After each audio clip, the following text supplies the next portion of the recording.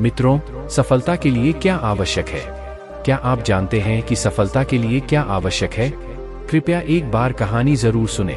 हर इंसान अपने जीवन में कुछ हासिल करना चाहता है, कुछ बनना चाहता है, लेकिन केवल कुछ प्रतिशत लोग ही उस सपने को पूरा कर पाते हैं जो वो हर समय देखते रहते हैं। इसके पीछे का कारण क्या है? अगर हाँ, तो ये कहानी सिर्फ आपके लिए है। दोस्तों, यह कहानी गौतम बुद्ध के जीवन से ली गई है, और अगर आप इस कहानी को अंत तक सुनोगे तो आपको समझ आ जाएगा कि सफलता का मूल मंत्र क्या है और सफलता के लिए क्या जरूरी है। तो चलिए शुरू करते हैं कहानी। दोस्तों, एक बार गौतम बुद्ध अपने कुछ भिक्षुओं के साथ एक गांव से होकर गुजर रहे थे और उस गांव में पानी की बिल्कुल भी व्यवस्था नहीं थी, जिसके कारण लोगों को पानी लाने के लिए अपने गांव से दूर जाना पड़ता था। उस गांव के पास एक बहुत बड़ा मैदान था जिसमें कई छोटे छोटे गड्ढे खोदे गए थे। जिज्ञासावश बुद्ध के भिक्षुओं में से एक ने गौतम बुद्ध से पूछा कि इस भूमि पर बनी गुफाओं का क्या उपयोग है। अपने भिक्षु का प्रश्न सुनकर बुद्ध मुस्कुराते हुए कहते हैं, मेरे प्रिय भिक्षु, इस गांव में पानी की बहुत बड़ी समस्या है और यही कारण है कि इस गांव के लोगों ने पानी की तलाश में ये छोटे छोटे गड्ढे खोदे हैं। जिज्ञासावश बुद्ध के भिक्षुओं में से एक ने गौतम बुद्ध से पूछा कि इस भूमि पर बनी गुफाओं का क्या उपयोग है। अपने भिक्षु का प्रश्न सुनकर बुद्ध मुस्कुराते हुए कहते हैं, मेरे प्रिय भिक्षु, इस गांव में पानी की बहुत बड़ी समस्या है और यही कारण है कि इस गांव के लोगों ने पानी की तलाश में ये छोटे छोटे गड्ढे खोदे हैं।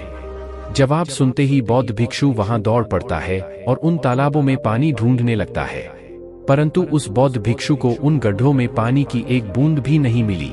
इसके बाद वह गौतम बुद्ध के पास वापस आता है और बुद्ध से पूछता है, क्या इन तालाबों में पानी है? उसके बाद गौतम बुद्ध मुस्कुराते हुए अपने भिक्षु से कहते हैं कि प्रिय भिक्षु, क्या तुम्हें वहां लोगों की भीड़ जाती हुई दिख रही है? इस पर बौद्ध भिक्षु कहता है कि हाँ, मुझे बुद्ध में नजर आ रहा है। इसके बाद बुद्ध कहते हैं कि वे सभी इस गांव से दूर एक नदी पर जाकर वहां से पानी ले रहे हैं। इसके बाद बुद्ध के भिक्षु बुद्ध से पूछते हैं, क्या इस गांव के आसपास की जमीन में बिल्कुल भी पानी नहीं है?